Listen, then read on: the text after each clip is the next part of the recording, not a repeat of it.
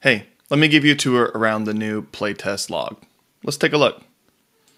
So when we land here, we'll see we have our games and a few of our recent playtests here underneath.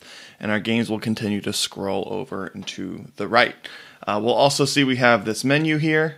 We can see we have our games and then a whole bunch of other things that we hope to build out in the future. So right now, the main thing you can do is just go back to your games, which is the page we're on. And then over here, there's also your, this is where you can log in, sign in and out. We'll build out a place where you can manage your account and set up your designer profile and all of that. We're still just trying to get the basics down right now. So we're going to click into one of our games here. Let's take a look at Cupbearer, the game that I've been working on most recently. And when we click into Cupbearer, we'll see we have just a quick overview, a big button to start a playtest. We'll jump into that in a second. And then a list, I'm going to move myself over here, a list of all the playtests down here. Now, this is a big area waiting for us to click into one of these playtests. So we'll click in here, and this is where we see the magic. Let me move myself back now. In each of these playtests, we have lots of information that we can keep track of. So we can have the very first thing we'll see up here, we can have a name, how many players played, how long that game took, and then it'll tell us the average as well. What's the average for this game, and what's the average duration of the game. So we can see here, 4 players, a little bit above average, but right about where I've been targeting around a 15 to 20 minute game. And then we have a score tracker right here. And then as well as a section for game notes, a change log, anything that we think we're trying to consider changing in the future. And then, if there is a winning strategy, what is the winning strategy that the winner deployed? And that's going to help you keep track of lots of things around how's your game progressing, does it feel balanced? And the hope is that we're going to be able to take each of these and build out insights so that we can either, be taking word clouds or especially as we get into more dynamic scoring, tracking scoring, keeping things balanced. So the goal is to be able to capture lots of good data to provide really great insights to you as a designer. All right. So, but there's more things here. We also have a game feel. And so what this is this is a kind of, custom, here's 5 points that we really think are going to help create the right and make sure you're tracking the right feel for your game, to design the game you want to make and make sure that it's not just a game that others, are taking the reins of. We want to have you have control of your game. And so the 5 things are weight, variance, interaction, how thematic it is versus abstract, and the strategic elements of it. And they're rated on a 1 to 5 scale. And if you want to understand more about what those are, you can click in here and see how do we define that? What do we mean by weight? What do we mean by variance? But you can see here, it also gives you kind of like, is it a lighter game, something that doesn't have as many complex rules, it's a bit more approachable? Or is it a heavier game? When we think about variance, is there more predictable things that I'm controlling, or does it feel a little bit more volatile and swingy? Is it more isolated or more social as far as its interaction?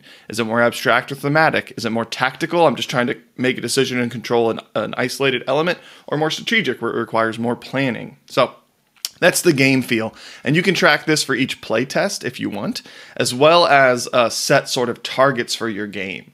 And so that's how you can see, are you hitting, the target you want? And then last but not least, a photo album. Should you be taking photos, they'll show up here inside your photo album. And that's each playtest. So you can come in here and make all these changes. You can edit who the winner is. If you didn't have a winner, you can check that box and keep score. So you can, again, track all these great details. Now, let's jump into the game overview. So if I click, let me go back and show you what I clicked there. If I clicked on the view game details, let me go back to games here.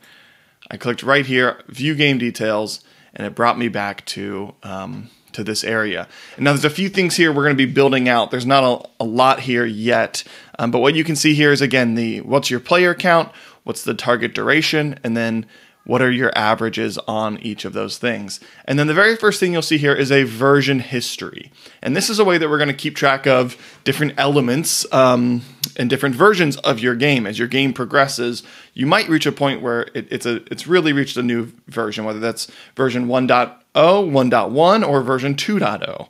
And the purpose here is to be able to track those changes along the way. And as we're building out those insights and analytics, being able to filter based on the different versions. So when you reach a significantly new version of a game, you create a new version and you're gonna be able to track that. And then down the line, I'm kind of in development, building out lots of the, this is where we're going to build out the advanced scoring for your game. So when we think about having different characters with different powers or different resources that maybe have different points and things that you're tweaking to balance the game, that's all going to be stored on the game's version, as well as those games feel when you're setting your target feel. That's all going to be stored on each version so that you can have a version history going throughout your game and see how it changes and progresses, and see if you play from, you know, a max score of 20 versus 10, how does that change things? And so you're going to be able to store each of those on a version and be able to look back and see how many playtests did you play under that version? How did it typically go? Did it change things significantly? And so that's part of how we're going to start to build out into those great futures, insights, and analytics. And then a few things you'll see here coming up, being able to build out that advanced scoring section.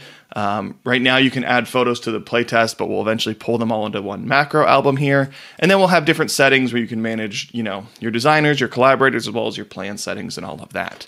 So lots of things to come here, but this is the basic layout. So let's jump into what really matters, which is how do we run a playtest? So we're going to click here. This is where the magic's all about. All the future analytics we can only build out after we get building a playtest just right. So let me hit start a playtest.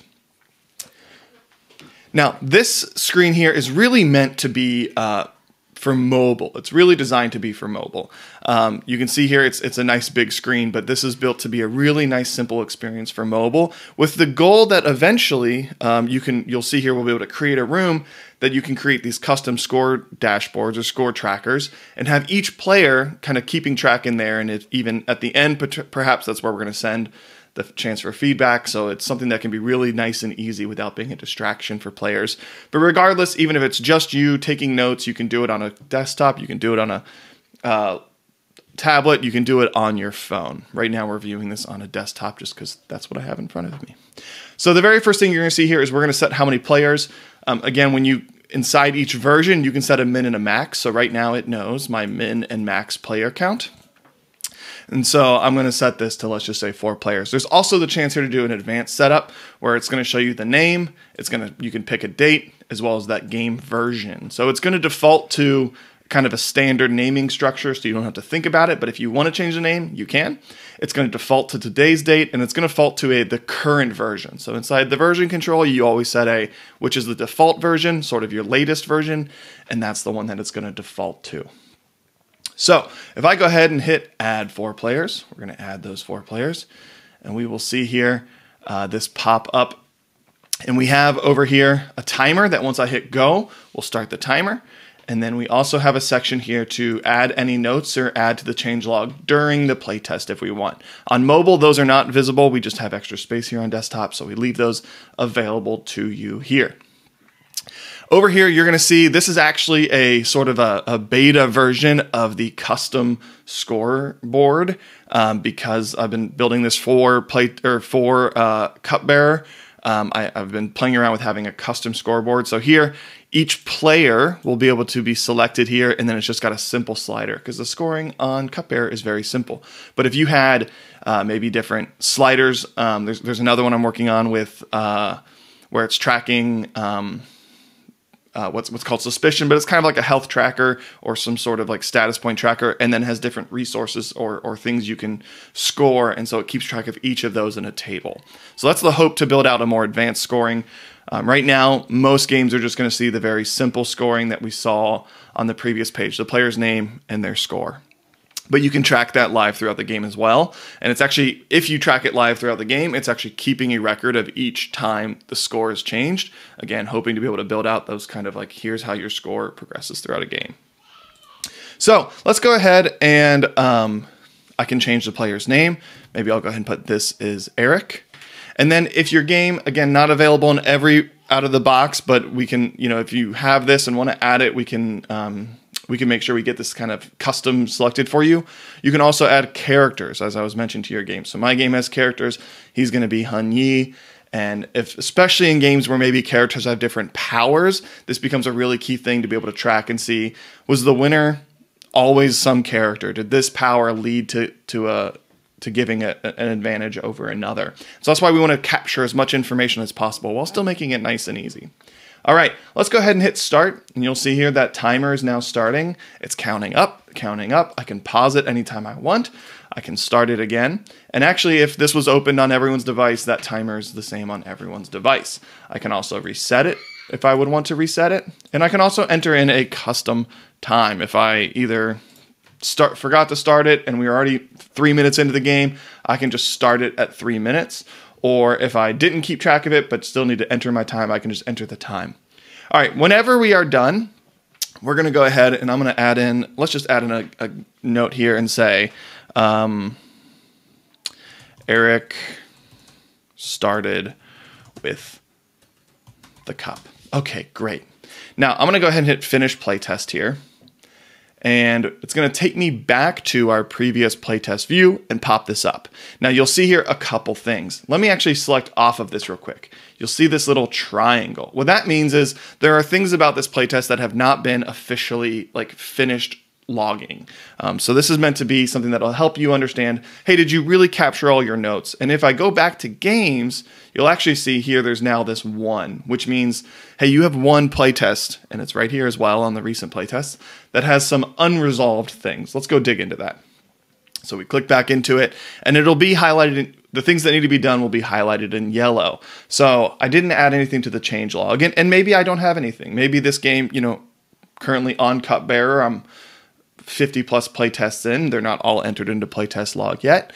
So I don't have, my changes are becoming a lot smaller. I'm just tweaking, really fine tuning things. And so maybe I'll say here, no changes this playtest. And then if I, want to add in a winning strategy, I can maybe say, what did the player do? What did players do to win the game? And so, I don't have anything here, so I'm just going to put NA right now. And then you can see here, I'm also can be live. If I was live updating the scores, they would have showed up here. But maybe I'm just randomly entering. All right, there we go. That was the end scores. This is a game that typically plays to about, on a scale of 1 to 10. Although one of the things I'm still testing is, should I make that higher? And so then I'm going to come in here, select winners. If there was no winner, or we didn't finish the game, I can select here. That's going to prevent it in the future from feeding in bad scores. We, if the game was incomplete or we didn't track scores, we don't want that to throw off our scoring totals. So you can select no winner, did not finish, and then you can also select the winner. And so I'm going to select right here, who had 9 points, the winner. And there we go. And it's highlighted them to tell me who the winner is. So now I can click through and see all of my information from every playtest I've run, and it's going to continue to update all these player counts and the average duration and the average player count and everything all in one spot. So this is playtest log. If you're interested, I would love to get you set up here. I'm looking for people who are, I don't even know how to truly call it, beta testers right now. I'm looking for maybe even before an alpha level tester, people who want to try and get in there, tell me what they think. I want this to be something that people can make their own.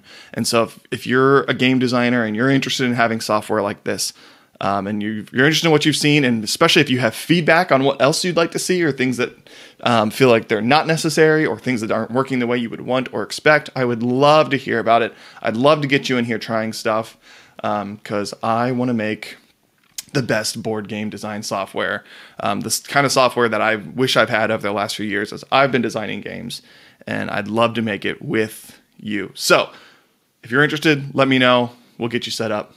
Thank you.